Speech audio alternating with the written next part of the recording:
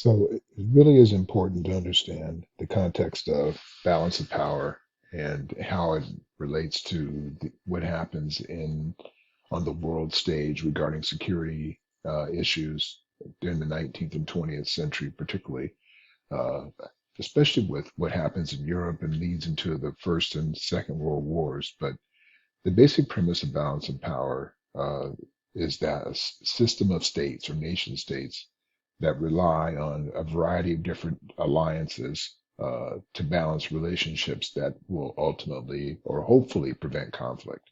So, for example, during the 19th century in Europe and even into the 18th century, there were a variety of nations that would align with each other to try and counter one of the other nation states that may have been trying to rise to power. This happened quite a bit throughout the 18th, 19th century in Europe. So uh, the purpose was just to try and make sure that if anyone tried to, get too big for their britches, they could be pushed back and be checked to get back in line with the status quo. Now, these alliances, there's a couple of examples of them. One's called the Triple Alliance, and the other one's called the Triple Entente. And the Triple Alliance basically was an alliance formed of Italy, Germany, and Austria-Hungary in the late 19th century. And again, these alliances would come together to try and balance or counter other countries that were seemed to be at least growing out of control or having too much power. And then the Triple Entente, which was formed in the early 20th century, around 1907, was with France, Great Britain, and Russia. And so you frequently had these balancing acts between certain entities. If you look at the breakdown of this, you can see how even leading into World War One, Germany and the Austro-Hungary Empire and Italy were all on one side of the fight, and France, Great Britain, and Russia was certainly involved on the periphery of the other side of the fight. Um, and so this is sort of the basis of understanding of understanding the context of political science under the realm of international relations. And as you should know, political science is the study or the systemic study of political behavior institutionalized at the turn of the 20th century is where the sort of the term derives. And with that, several portions of the ideology called the isms, as I mentioned earlier, uh, came about. And these are basically just political theories about how the world works. And they're usually derived from how and into how an individual philosophically sees the world. So if you're sort of an idealist person, or that would be rooted more in the liberal side of things. If you were more of a, you know, realist kind of person where you believe, well, sometimes, bad things happen and powerful nations have to do what they must, then you sit up on the real side of the situation. And that's kind of how it all works. Um, but liberalism is basically a political philosophy from more of the democratic tradition that emphasizes the potential for cooperation instead of conflict between nation states. And that's basically the context of liberalism. Now, idealism is considered, another term would be utopianism. And basically, it takes a sort of idealized view of the world and what a happy world would look like if everybody cooperated and got along. So it looks for what we call a peaceful world order and a utopian world. Which we have obviously yet to attain and probably never will see in our lifetime, but we should certainly ascribe to. um, and then the idea of collective security is very similar to the alliances and entente that I just mentioned previously, and that really has a lot to do with again entities coming together to check and balance against other entities. So, for example, one state would reduce its military preparedness with the understanding that all the other states would join in if they were attacked. So, uh, This is also the beauty of an alliance, but it also can lead to dramatic problems, like what happened in with not just World War One, but also World War Two. It starts off with two nation states have a conflict or an issue with one another, and they go to war, and then because of the alliances that they have set up, they now all their buddies have to join in and to the fight as well, and then you've got a world war. That's basically how world wars start. And The idea is to prevent war, but ultimately, because of the alliances, it actually leads to more uh, cataclysmic wars. And then to try after World War One, which was saw this sort of devastation that we had never seen in history with regard to the types of technology and weapons that were utilized and the amount of death and destruction. We saw Woodrow Wilson came up with the idea of what was called the League of Nations, and the League of Nations was basically an institution. Basically, it was a precursor to the United Nations, and the plan was it was an international organization to try and encourage peaceful coexistence and cooperation, and that was the idea and the plan. And unfortunately, it failed and never got off the ground because the U.S. Senate did not ratify it. So we thought of it and then we killed it. And the reason that they killed it because the United States did not want to have anyone else be tell it what it could or could not do regarding its own security. So we backed out of it. And we know a lot of the folks in the U.S., particularly in the Senate, were still looking backwards and how the United States used to be in the good old days of the 19th and 18th century, and not realizing that the world was getting much smaller. And so the old isolationist mentality that we at once had was no longer going to be a reality going forward. And then at the same time, as all the world is sort of coming apart in a lot of different ways, the Russian Revolution occurs, the Tsar and his family, of course, are overthrown, and a communist system called the Soviet Socialist Republic emerges in the early 1920s. And so, of course, over the next 60, 70 years, this is the reality of the bipolar world and Cold War that existed in the post World War II and into up to 1989. Um, okay. Uh, and so throughout this time, you can see, well, most of the time when they were trying to avoid war, they would always wind up inextricably headed into war. It just seemed to they just seemed to not be able to get out of their own way. But of course, the outbreak of World War II, there was a huge amount of financial instability around the world. The U.S. stock market crashed, of course, in 1929, and there was between 1929 and at post World War II, there was a lot of the world was really coming apart. Uh, there was a very, of course, aggressive military expansion in Germany and Japan. Tensions escalated on multiple fronts as a result, threatening sovereignty of many countries and led to the outbreak of the war in Europe. And then ultimately, the United States gets involved in the war. So this is where we find ourselves, and there was a tremendous toll taken because, of course, the number of people who were killed in these types of wars with all the technological innovation really is just unbelievable. And that's why people are always trying to find other ways to avoid these types of conflicts and avoid, particularly in the modern age, nuclear weapons and the things that can kill us in mass numbers in a matter of seconds. So uh, in understanding this, but if you look at the realist and the idealist, they both have different approaches to how to get things resolved. And uh, the hope was that after World War II they would use a sort of a combination of both views. In other words, they would try to use a little bit of idealism and hope, if you would, for the future. And the other part was to blend that with a little bit of reality of how the world is right now. And then to that end, they created the United Nations in 1945. And the purpose, again, was like the League of Nations, was to try and foster the ability to have cooperation over conflict.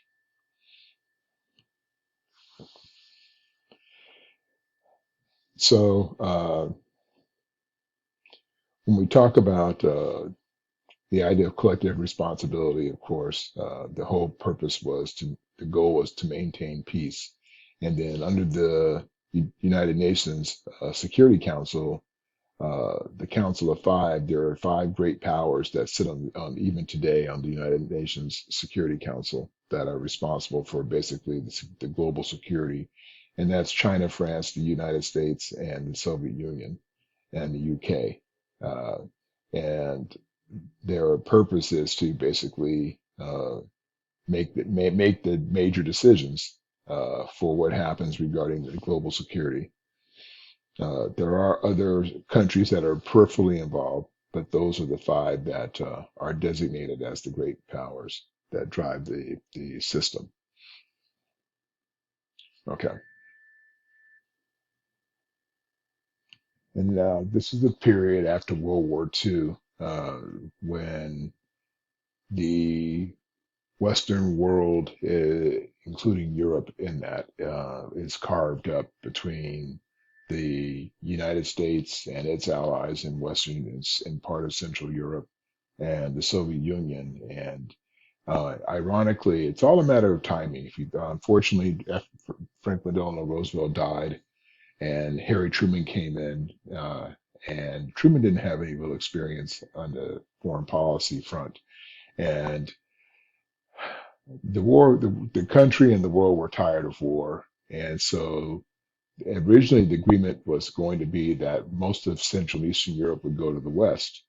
And Truman capitulated along with and appeased Stalin. Stalin masterfully played the West and made it to appear he was stronger than he really was. That his country was stronger than it really was at the end of World War II. Russia had lost a huge amount of people during World War II. Millions and millions of Russians were killed between 1938, 39, and all the way to 1945. But the political philosophy of the communism juxtaposed with the democracy and capitalism of the West left us with two remaining powers, and actually really one, because the United States was powerful and Russia was in no shape. And ironically, there were multiple generals and admirals in the U.S. military who thought it would be prudent of us to attack Russia at the end of World War II and not to leave them knowing that they were in a weakened state. But Truman said no and pulled everybody back. So that's where it begins. We don't go to war with one another officially, but we have what we call proxy wars. And proxy wars are wars that are fought on other places using other people, but for the political gain of the major allies. So the United States against the Soviet Union, like in Korea, for example, we have one side, they have the other side. Same with Vietnam. Each one takes a side and they fortify them with weapons and sometimes they also are actively engaged. So that many times there are Russian fighters flying. So many times there were, just like in Vietnam and Korea, there were U.S. fighters flying, not just the Koreans or the Vietnamese. But also during this time, we come up with other strategies to try and deal with our adversary. One was a strategy of containment, and the goal was to try and contain communism from spreading around the world. And so what we would try to do is counter them at every point we could to try and keep what they call the domino effect from occurring. They actually felt that if one country fell to communism, then everything would fall to communism. And they did not want to see that happen. And then Harry Truman came up with what was called the Truman Doctrine. And the Truman Doctrine was basically a policy that was put forth by Harry Truman to support Greece and Turkey economically and militarily against Soviet aggression. And so this was the beginning of sort of the dividing line of the rift between the East and the West during this time.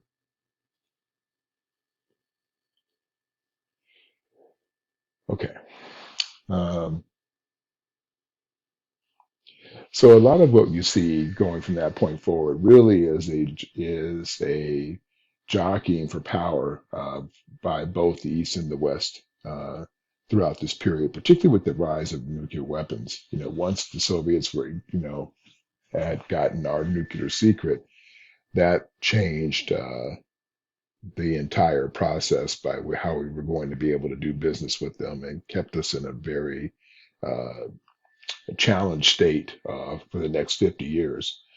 So, for example, in order to counter NATO, for example, they created the Warsaw Pact. And the Warsaw Pact was basically the Eastern European countries, along with the Soviet Union, that were there to counter against the United States and the Western allies. And so, with the same premise, they were there to protect their interest as we were there to protect our interest. Uh, and so, as the Eastern European countries became fortified with their uh, ideology, and it finally took over in their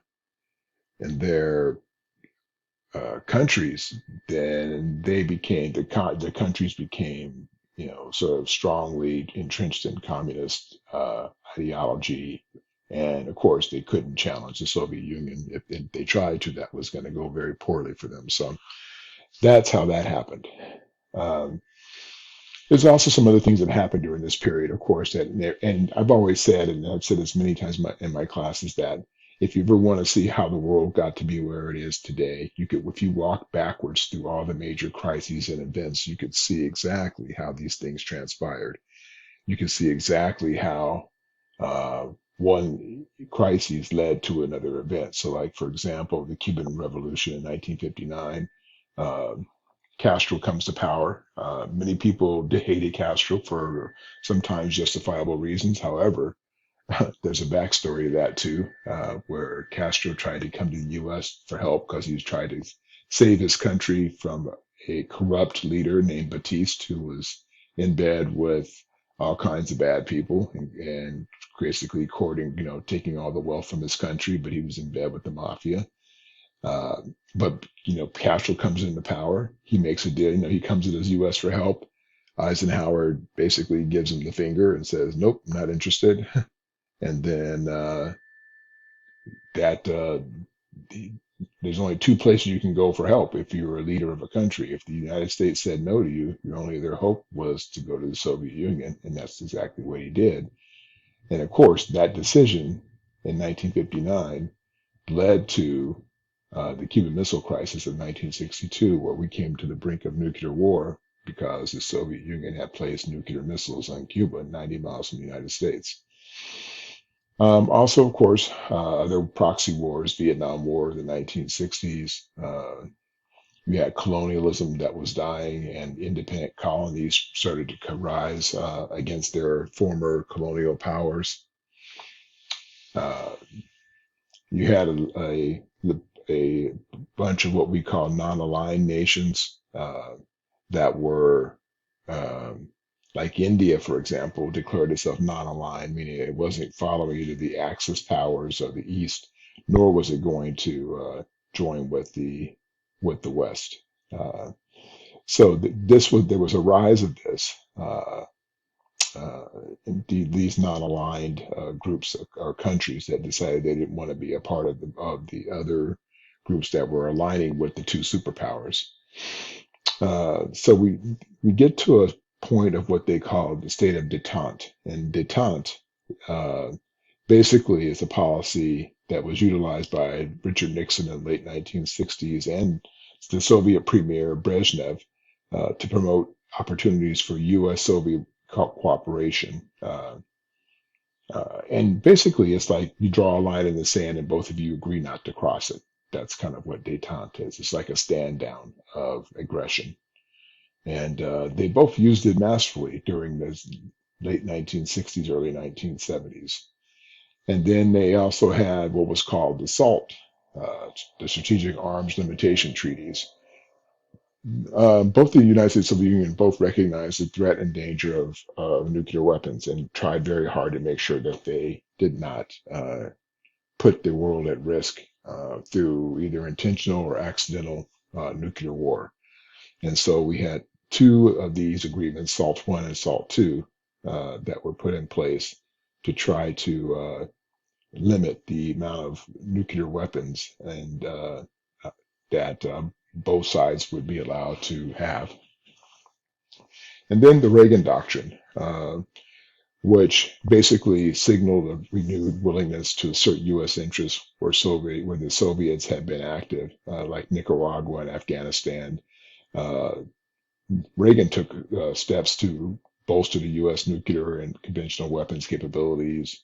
And his policies were met with a lot of concern by European allies and Latin American neighbors because he actually did some things that were pretty shisty.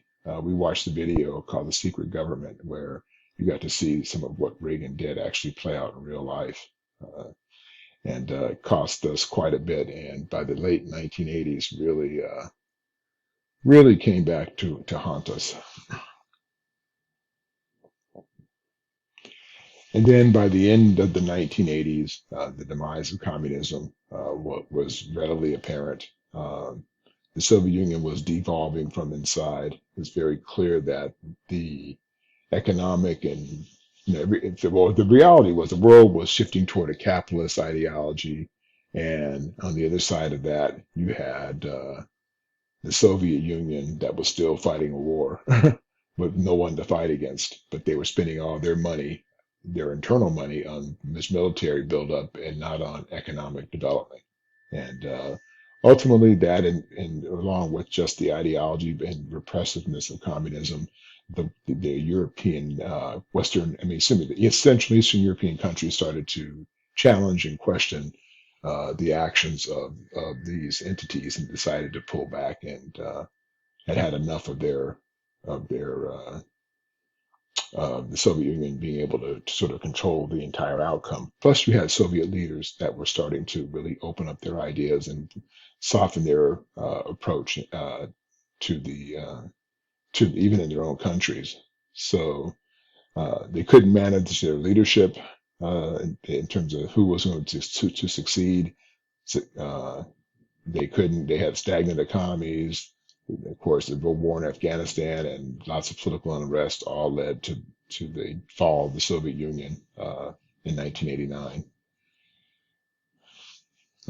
Then post-Cold War, again, the question is, who's going to be in control? Who's going to be in power? Lots of things are still swirling around. The Gulf War, which happens in the Middle East, early 1990s. You had, ethnic and religious conflicts in Africa during this time. The world is really swirling around, and then it culminates with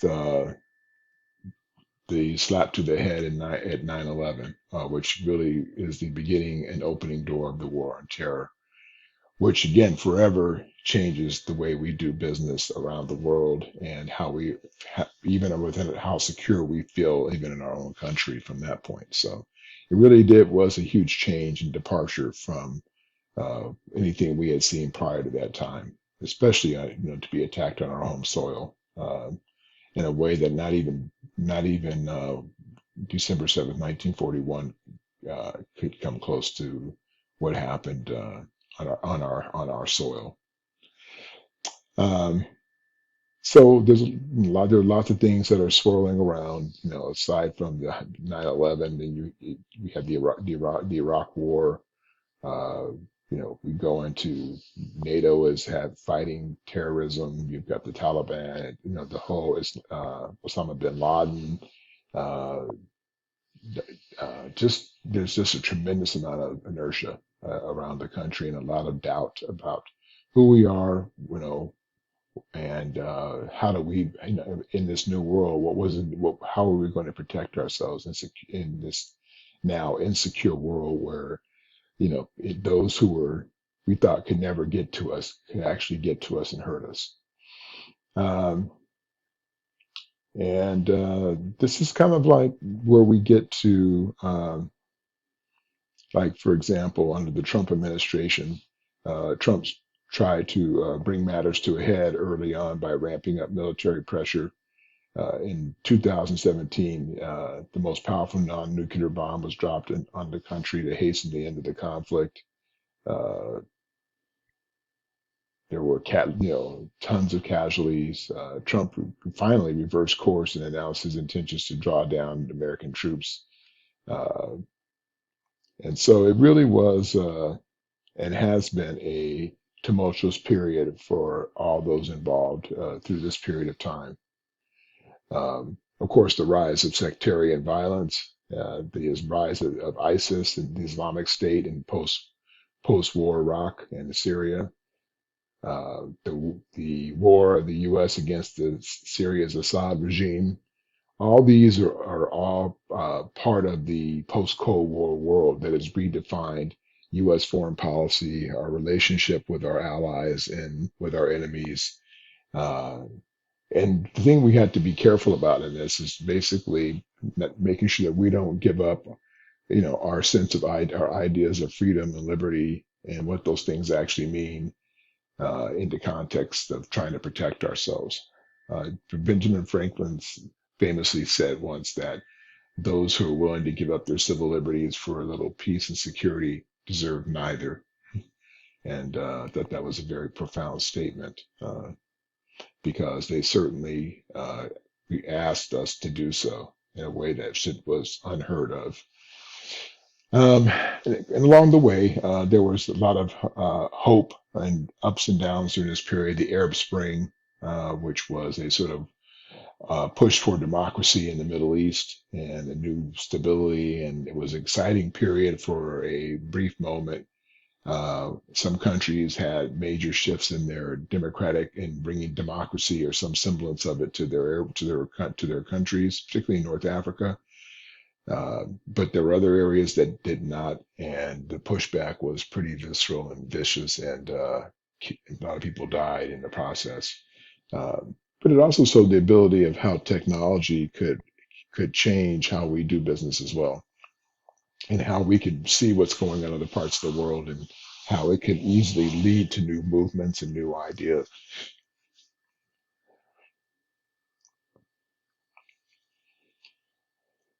So, of course, are there challenges still? Yes, there are challenges all around the world, not just in the far reaches of Southeast Asia and Asia and Africa, but also, and not even in the Middle East, but also in Latin America, with not just Colombia, but Venezuela and other areas that are struggling. Even in Brazil, there are tons of economic and social upheaval. Uh, Trying to fortify the hope of democracy is a real struggle around the world, and it's going to take great diligence to try to deal with that, and to see what we can do to prevent the nuclear rise, or I should say rise, but the continued nuclear ambitions of North Korea and Iran, and what that actually looks like. Um, So as you can see, yes, there's a lot that's gone on. There's a lot that will continue to go on. But I also think that in the midst of that, it requires us to do our diligence to make sure that we, maintain our relationships with our allies, that we do our best to make sure that we hold clear to participate in this global arena, and to fortify and protect our neighbors, but also for them to help us as well.